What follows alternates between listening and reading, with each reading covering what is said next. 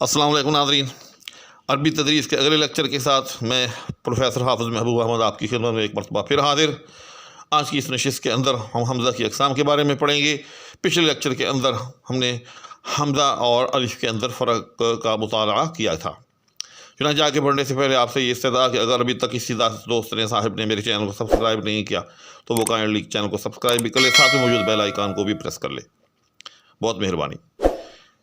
چنانچہ حمزہ کی بنیادی طور پر دو قسمیں ہوتی ہیں، ایک حمزہ اصلی اور دوسرا حمزہ زائدہ۔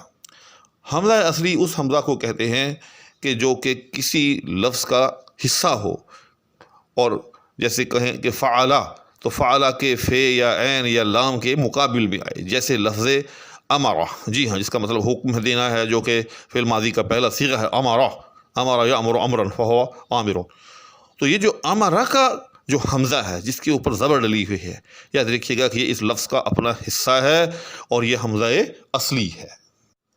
اور حمزہ زائدہ اس حمزہ کو کہتے ہیں کہ جو حروف اصلی کے مقابلے میں نہ آئے۔ جی ہاں، مثال کے طور پر یہ افعال التفضیل کا جو اکرم ہے، اکرم سب سے زیادہ کرم کرنے والا، تو اس کا جو حمزہ ہے شروع کے اندر، یہ حمزہ اصلی نہیں ہے بلکہ حمزہ زائدہ ہے۔ جی ہاں، کیوں کہ بیسیکلی یہ جو لفظ اکرم جو ہے، یعنی سب سے زیادہ کرم کرنے والا جو ہے، افعال التفضیل کا صیغہ جو ہے، یہ کرم سے نکلا ہے۔ جی ہاں، اب کرم جو ہے یہ کرم یکرم سے ہے، جو کہ ثلاثی مجرد ہے۔ جی ہاں، یعنی اس کے بنیادی اور اصلی حروف جو ہیں وہ تین ہیں، قاف رے میم، ان کے اندر جو ہے یہ حمزہ جو ہے شامل نہیں ہے۔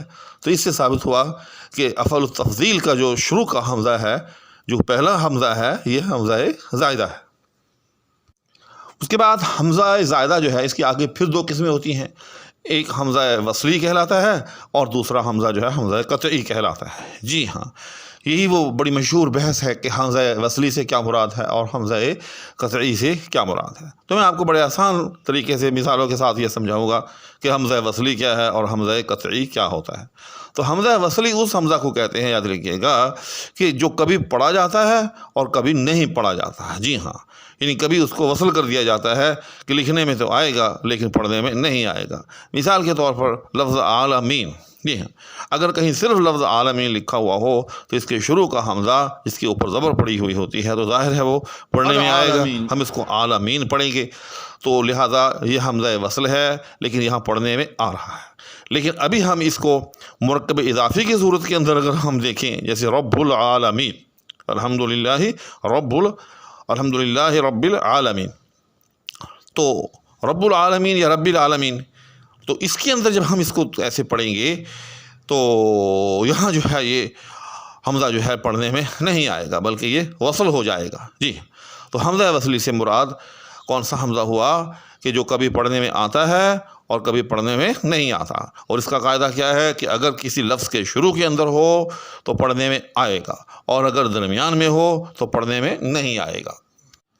قرآن کریم سے اس کی بہت خوبصورت مثال جو ہے وہ عنایات سے دی جا سکتی ہے، جو 30ویں پارے میں ہے کہ یا ایھۃ النفس المطمئنہ ارجعی الی ربک راضیۃ مرضیہ فادخلی فی عبادی وادخلی جنتی۔ جی ہاں، اب آپ دیکھیں کہ یہاں ہم نے ارجعی پڑھا۔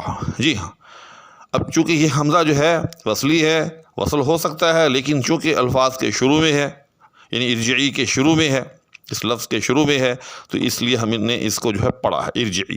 لیکن اگر ہم اس کو وصل کر دیں، یعنی پچھلی آیت کو اور اس کو ملا کر پڑھیں، تو پھر پڑھنے میں نہیں آئے گا، جیسے یا ایھۃ النفس المطمئنہ ترجعی۔ جی ہاں، پھر ہم یا ایھۃ النفس المطمئنہ تو ارجعی ایسا نہیں کریں گے۔ جی ہاں، کہ ہر صورت کے اندر اس کو پڑھیں، کیونکہ حمزہ قطعی وہی ہوتا ہے جو ہر صورت میں پڑھا جاتا ہے، حمزہ وصلی وہ ہے جو کبھی پڑھا جائے اور کبھی نہ پڑھا جائے، اور ابتدا میں ہو تو پڑھا جائے، درمیان میں آئے تو نہ پڑھا جائے۔ تو ہم دیکھ رہے ہیں کہ یا ایھۃ النفس المطمئنہ ترجعی، تو جہاں ہم نے دونوں لفظوں کو ملایا، یعنی پہلے لفظ کو دوسرے کے ساتھ وصل کیا، تو درمیان میں یہ جو حمزہ ہے یہ پڑھنے میں نہیں آیا بلکہ ارجعی کی بجائے ترجعی ہو گیا۔ ٹھیک، لیکن جب ہم نے ان دونوں آیتوں کو الگ الگ پڑھا، ہم نے مطمئنہ کے اوپر آیت لگا دی تو پھر ارجعی پڑھا گیا، یعنی پھر اس کو جو ہے الگ سے ہم نے اس کا تلفظ کیا۔ اسی طرح سے آگے فادخلی فی عبادی وادخلی جنتی۔ ٹھیک، اب فادخلی، اب آپ دیکھیں گے، بے شک آپ کے سامنے آیت ہے کہ فادخلی، یہاں فا کے بعد جو ہے ایک جو ہے حمزہ پڑا ہوا ہے اس کے اوپر جو ہے جزم ہے۔ جی ہاں، آپ کو معلوم ہی ہے کہ الف اور حمزہ کے اندر کیا فرق ہے کہ اگر بالکل خالی ہو، کسی قسم کا بھی اس کے اوپر اعراب نہ ہو، وہ الف ہے، اور اگر اس پر کسی قسم کا بھی اعراب ہو، چاہے وہ زبر ہو، پیش ہو، زیر ہو، جزم ہو، تو وہ حمزہ ہے۔ تو ہم دیکھ رہے ہیں کہ فا کے بعد جو الف نما ہمارے سامنے ایک ڈنڈا سا ہے، اس کے اوپر ایک جزم ہے، تو ثابت ہوا یہ حمزہ ہے، لیکن پڑھنے میں نہیں آ رہا۔ جی ہاں، ہم ڈائریکٹ جو ہے فا زبر فا آگے دال کے ساتھ اس کو ملا رہے ہیں، فدخلی۔ جی ہاں، تو ایسا کیوں ہے؟ ایسا اس لیے ہے کہ یہ جو حمزہ ہے یہ حمزہ وصلی ہے، ٹھیک۔